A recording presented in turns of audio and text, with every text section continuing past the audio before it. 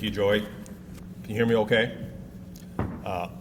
One thing I kind of noticed in your presentation, there was a great flood of 1927, and in 1928, there was a plan. We had a great flood in 93, and we're still working on our plan. So I don't know, what it is, if we're just slow up north. If you have any observations, or we don't.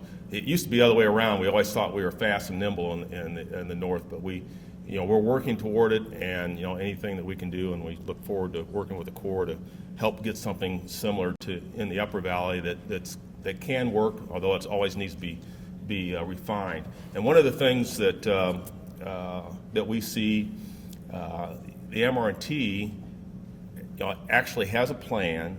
They have a plan that's based on a rare event, and you got pretty close, fairly recently, but it's something that we need to be looking at in the Upper Valley. What is something realistically that can happen? And the storm event's one possibility. A frequency, when they did the comp plan, it was based on the 500 year. Should that be 1,000 years? Should that be a standard project flood? But you at least had a major flood event that we need to look at as we look at the Upper Valley. And the Upper Mississippi's never really had a plan, even though we've gone through a process. What I think, and I want to talk about that a little bit more when I do my presentation, is a little bit of the history. These levee systems in the north were all kind of started in the 1850s from Congress noticing and the people having waterborne illnesses. And there was encouragement with the Swamp Act of 1850 to encourage draining the land for public health. And that's really what started the whole movement from about 1880 to 1920. Most of the levees north of St. Louis were built. They were built primarily the high water of 1851. It was built locally with local funds that were raised, and that worked very well. We had the high water of 1851 for 90 years. Then the lock and dam system came in. The Upper Mississippi was very, very supportive of the lock and dams to move our products. The 6-foot channel did not work very well to get the 9-foot navigation channel, and supported that effort to get the locks and dams built, but that raised water elevations. So it's basically mitigation of raising that water. Congress authorized, and by really the pushing of this organization in 1954, really the start of this organization, was to get authorization in the 1954 Flood Control Act to do mitigation, to provide some level of improvement. So what was built out of the 1954 was really a minimum elevation. It wasn't a maximum. Many districts were offered to do more if they wanted to, but it really wasn't set up on a systemic plan, and that's really what we got to work on now, is what do we have and how do we develop a plan. So I want to talk about four things here. Briefly, a little bit of the historical condition that we're dealing with, the Upper Mississippi, how the levee districts provided input, and the general last night talked about the great meeting we had in Hannibal earlier, or just last year, to provide a lot of input from these levee districts that kind of gave a foundation of what the needs are. The efforts that we worked at to develop the WRDA 2016, and then some of the goals. So what's happening in the Upper Mississippi? Well, what's kind of interesting, if you look historically, and I don't know if you can see that very well from where you are, but this is information from the Illinois State Water Survey, and Illinois State Water Survey is the oldest institution really of the respective states to really be gathering stream gauge data and rainfall data dating back to the 1840s. And if you look to your left, you see there's a huge peak in the 1850s. We had water, average precipitation at that time was 45 inches a year. No wonder why we had waterborne disease and major problems, and encouragement by the federal government to provide adequate drainage, and really the creation of the levee districts. Then it dropped down from around 1900, through this flat period, all the way through the 40s, where very low. We're down to about 35 inches annually per rainfall, 36 inches rainfall per year. So a drastic change from what was seen in the 1850s. Unfortunately, we're not China. We don't have 2,000 years worth of data, but what we see is fluctuations change.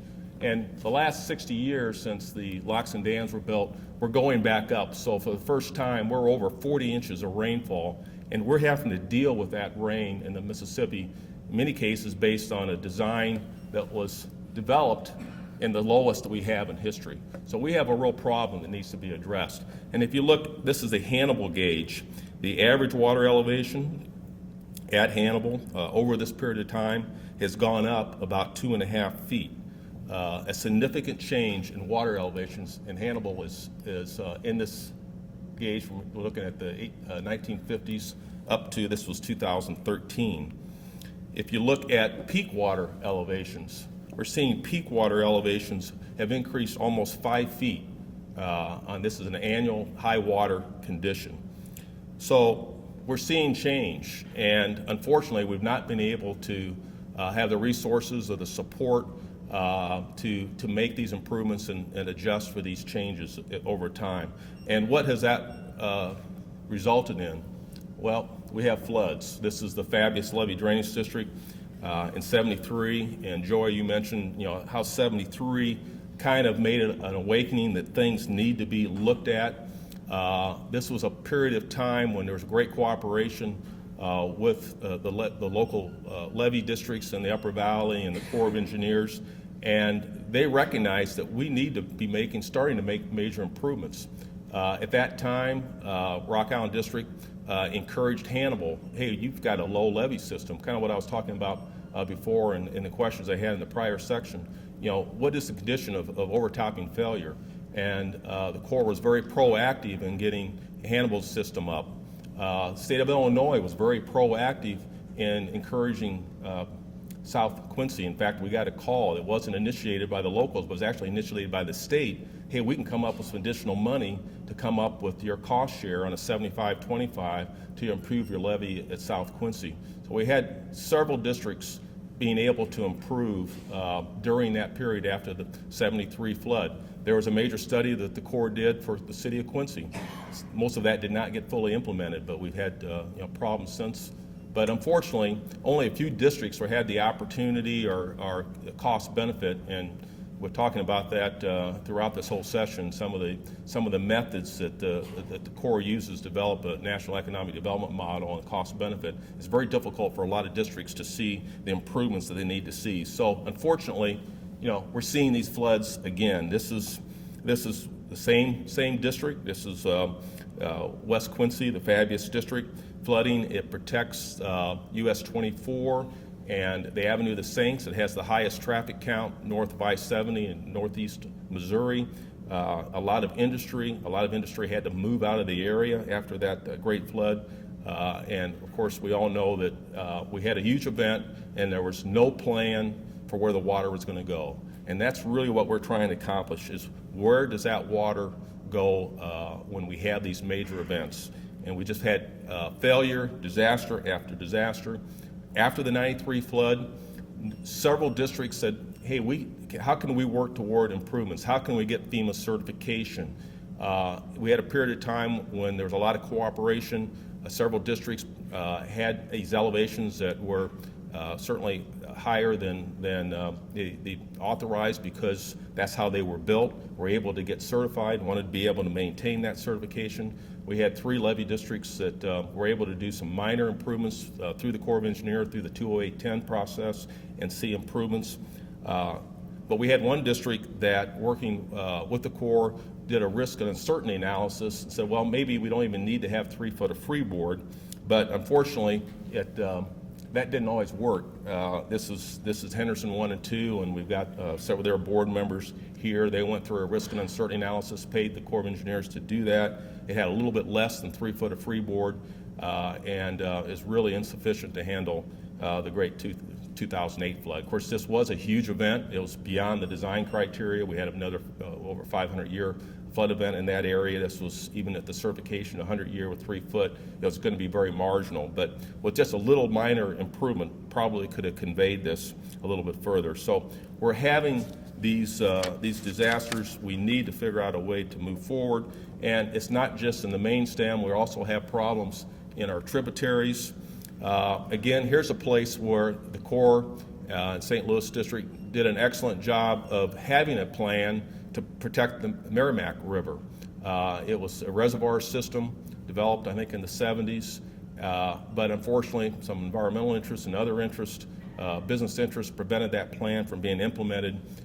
They had the foresight to see that, hey, we have a situation, we have a need, but it wasn't implemented. And as we've talked about before, the success of the MR&T is not only did they have a plan, but they've been able to get it implemented, they've been able to get ongoing funds. So it's going to really take all of us in this room, if we want to see the North to be able to address these types of floods, we're going to have to work together.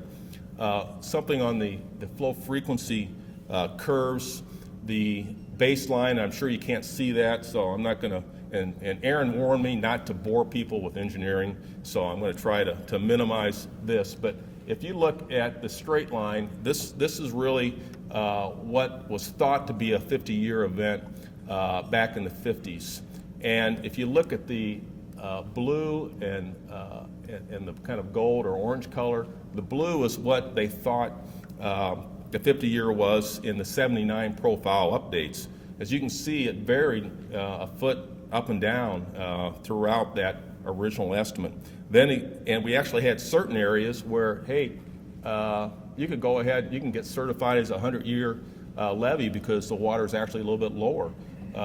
It's not going to be as high as you think, one in a 50 chance. And a lot of districts, okay, we took that knowledge and was able to get certified and improve.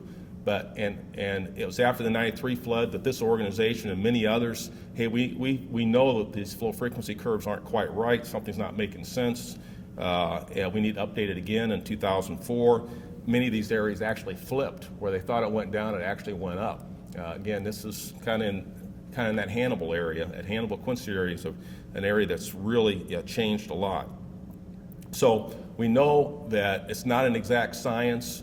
It's something that needs to be updated fairly frequently.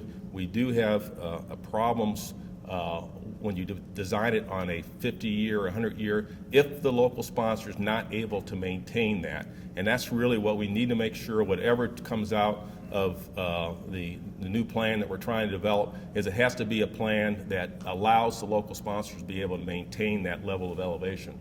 Just an example, again, I'm kind of using Hannibal because that's kind of one of the worst situations, but in '79 we had an elevation that they thought was a 100-year.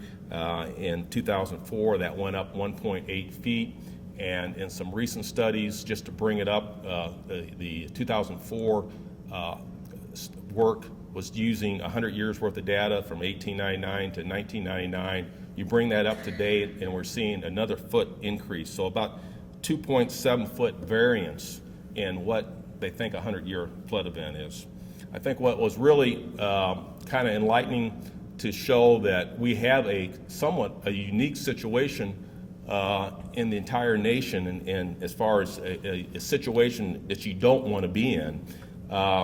Just recently, the USGS and Vienna did a national review of the stream gauge data.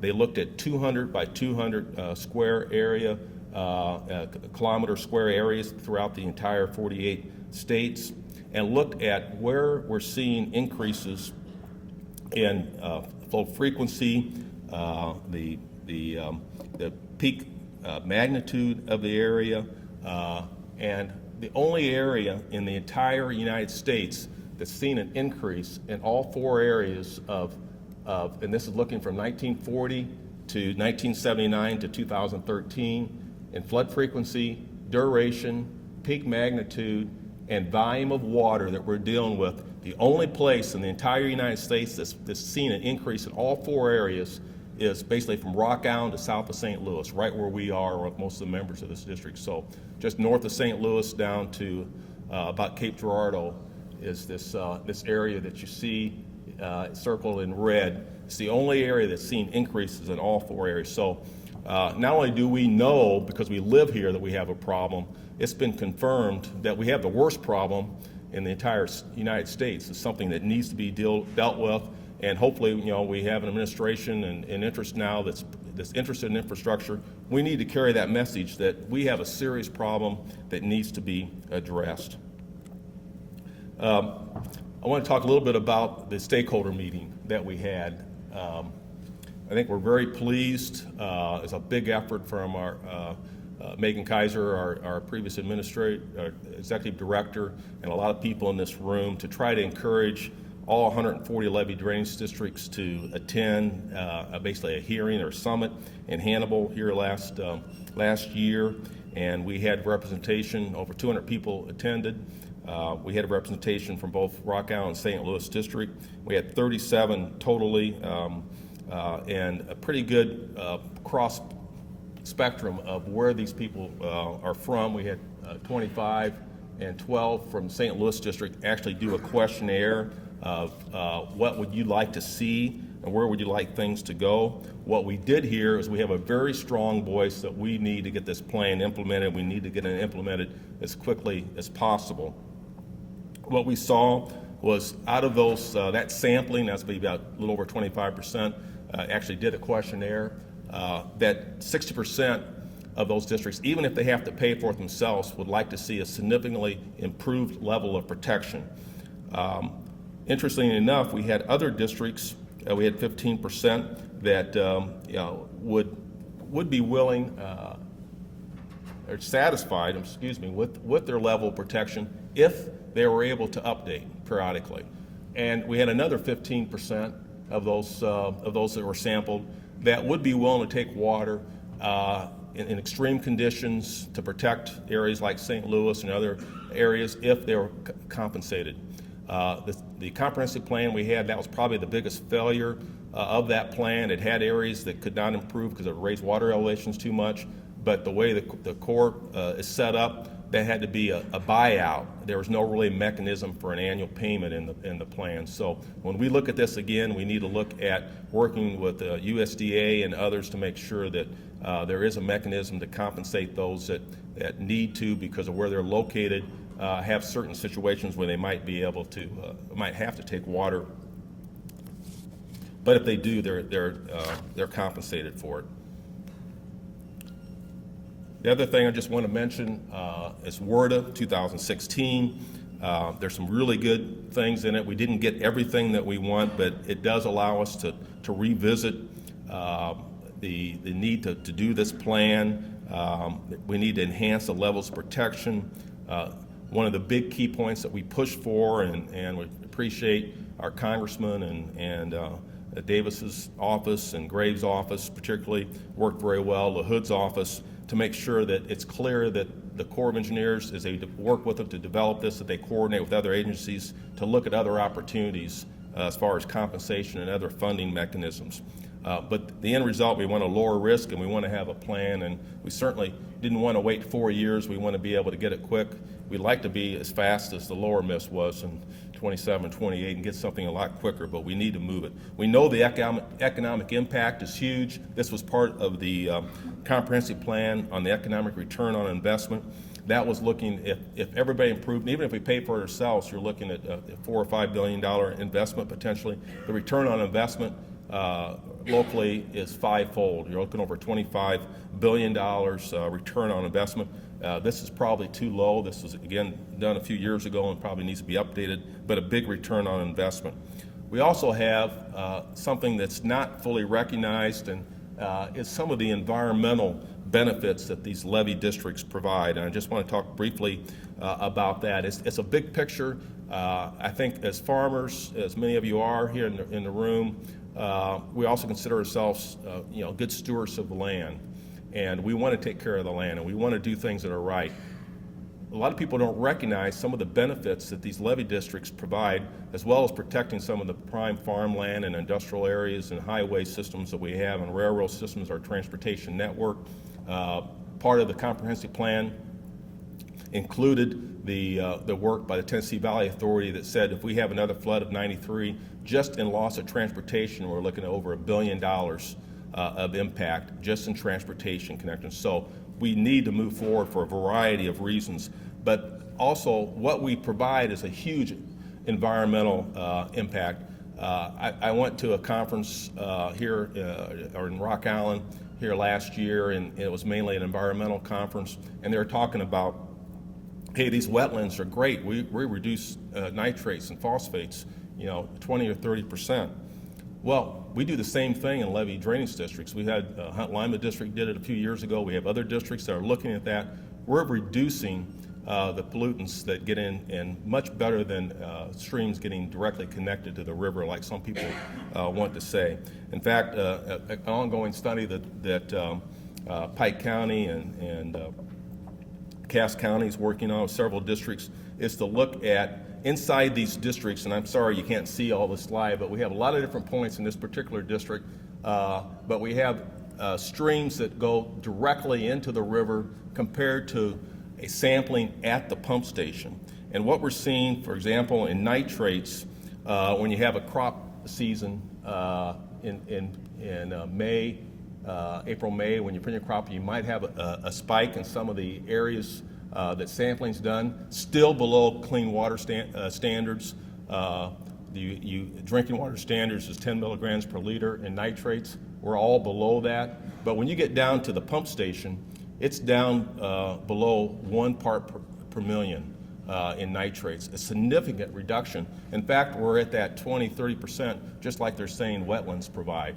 And we're producing a valuable commodity with our corn and soybeans. So we're providing not only a great resource and need feeding the country, but we're also helping reduce pollutants by these levee districts. So these credits have never been included in any cost-benefit analysis. Same thing with phosphates.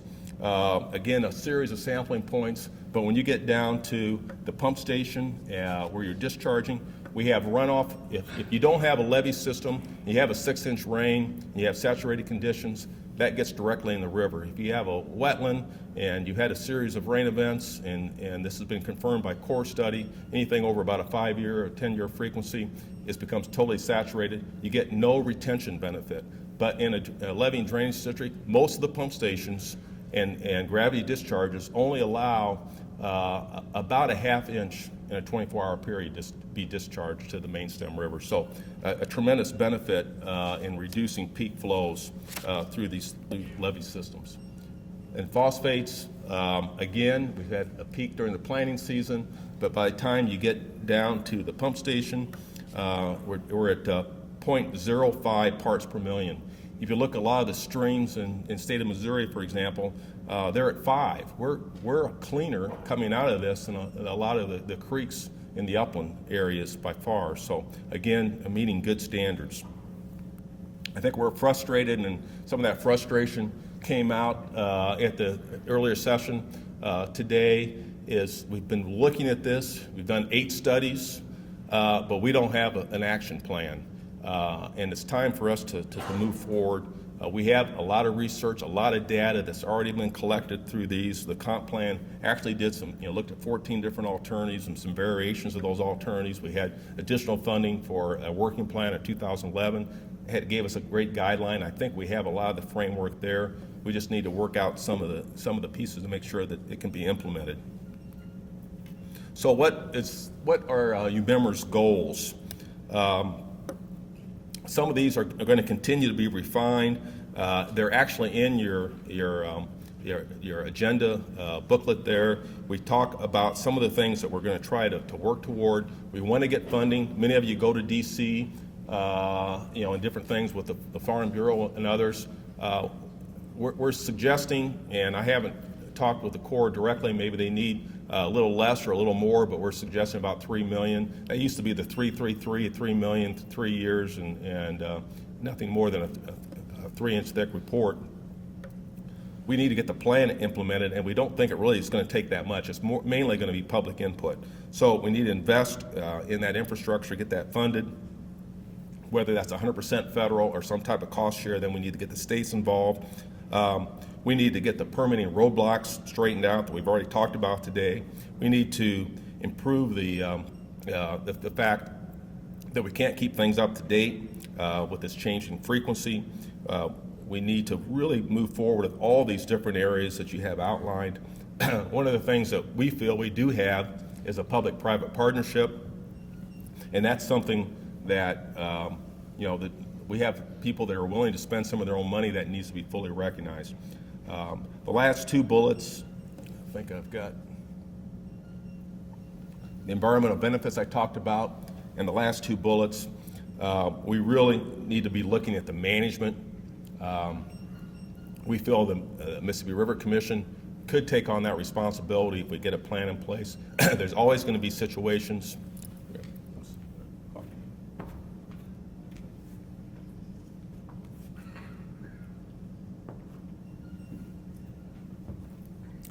There's always going to be situations where the plan doesn't go exactly like you want to. You need some decision framework in place. The Mississippi River Commission, has that authority. We feel that they could be with a subcommittee of the states and local interests, could provide some guidance and have that authority. And as has been mentioned throughout this whole conference, we need to be working together. After the flood of '93, every time I went to D.C., I talked to Illinois DNR, and I talked to others, and I talked to Corps. What's everybody asking for? Let's make sure we're asking for the same thing. So we need to get back to that where we recognize what we need to do and we need to work forward. So, what do we want? I think we want some action. So I think we have a lot of opportunity. We have a great turnout here today, and I think if we work toward that, through our association and other associations and UMRBA and the Corps and the states and others that probably aren't here that we need to expand, we need to make sure that we get this implemented as quickly as possible. So I guess we're open up for any other questions.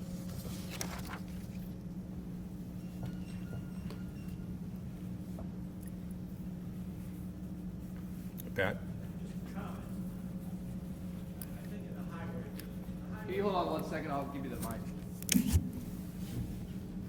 I was worried with Mike up here, there would be no questions. Where's Drew at? Here you go, Pat. When you think like a highway engineer, I tend to think like a highway engineer. What we try to do is we try to put plans on the shelf when there's money. We're ready to build them right now. And listening to your presentation, which was excellent, by the way. I hate to say it about competitors, but excellent. You pointed out that we did all these years, we still don't have a plan. So now we're coming up on a major infrastructure situation, and potentially $1 trillion going to be spent on infrastructure, and we're sitting here with nothing. So this area has been severely hurt by the fact that we don't have a plan. We need to be positioned to have a plan, so when this money comes up, we're ready to move. And that is where we've been severely short-sighted. That's just a comment. Any other comments or questions?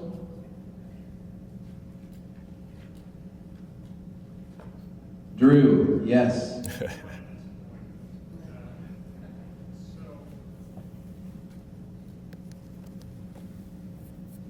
Mike, I think we're all in agreement that we're interested in figuring out ways that we can actually move towards action and move towards developing that plan. And we've talked about, how do we move forward and get scoping moving forward on the study, and I think obviously we'll talk about that a little bit more. I would just caution against having that scoping process formed around discussions of how to implement some of the things in the comp plan, even if that's where we end up. I think everybody is somewhat familiar with how the history came out of and how things unfolded on the comprehensive plan process. And just to give you a little idea of my perspective on that, back in that 2008-2009 time frame, I started getting calls, and I was in state government in Missouri, started getting calls from the governor's office asking, what is Plan H, and why am I getting calls from legislators in Lincoln, Pike, and St. Charles counties asking me to kill it. And so I think going back to Colonel Baumgartner's comments, we've got some work ahead of us in making sure that we get people involved so that they feel like their voice is being heard in however we scope this, so that we can get to a plan that has enough support to actually be implemented.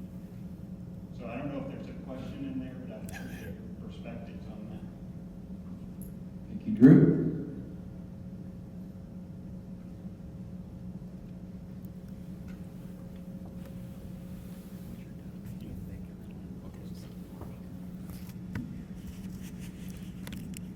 First of all, I want to thank Pat for the compliment. This is being recorded, so I'll be able to use that in the future. Appreciate that. But and actually ties into Drew's comment too, that we actually had a recommendation by the Mississippi River Commission. Our association was asking for more public meetings. The Corps had limited budget. That we were concerned that a lot of districts, a lot of areas were not getting fully informed. Yeah, I don't know what you can do. We personally tried to call everybody for the Hannibal meeting. We had a phone link to try to get a hold of people. There's going to be some people that don't participate, but then when they get the plan, hey, wait a minute, how come I wasn't contacted or whatever? And we've really made a real effort to try to make sure that everybody is engaged, has an opportunity to look. There are going to be some areas that we know, particularly around St. Louis. We've had areas that were not included in the 1954 Flood Control Act. And one of them was Ellsbury. That was back at a time when the congressman that was really pushing, Clarence Cannon, owned land in Ellsbury district and said, I don't want to have a conflict and be pushing for this major project when I got land in this district, so it wasn't included. There's also smaller districts. They're mainly hunting areas or 15-year levies that were not part of that original 54 Act, so it wasn't part of the Flood Control Act. So we do have a lot of missing pieces and things that we need to make sure that we include to the extent possible. But no, I think we're on the same page in that we want to move as quickly as possible. I wish we were, as Pat pointed out, that we had something sitting on the shelf and we got $1 billion to get it implemented. I did submit a project number 51, asking for $4 billion. I don't know if that's going to go anywhere, but because I think you could move pretty quickly. They built all of the lock and dams in 7 years, all 24 of them. You can move quickly. You had the MRT done in 1 year. We can get this together. We can get it in a year if we really push for it. I think we have people that we need to engage, but it's going to take the states and organizations like ours to really make sure that it happens. We've done so much work. I have those eight studies and projects there. That's been done. There's some economics that needs to be updated, but it really is not as complicated as I think. One of the missing pieces that was in the comp plan, as I mentioned earlier, there was really no compensation for those that take water at certain elevations. And people are going to they're going to fight like heck to protect their property. Private property rights are extremely important. That's really what's made the United States a great nation, is these private property rights. And so that has to be addressed. But that's really the main missing piece. And if we can get that, and I think this authorization really hopefully opens up the Corps, and maybe they can comment, the ability to work with other agencies a little bit more clearly directed, that maybe we can move quicker this time, and as Pat points out, that we could have a plan a lot quicker than waiting another 4 years and have a study set on a shelf. We need to say, hey, we need to act. We have these flooding, we have people losing their lives. We need to do something and move as quickly as possible.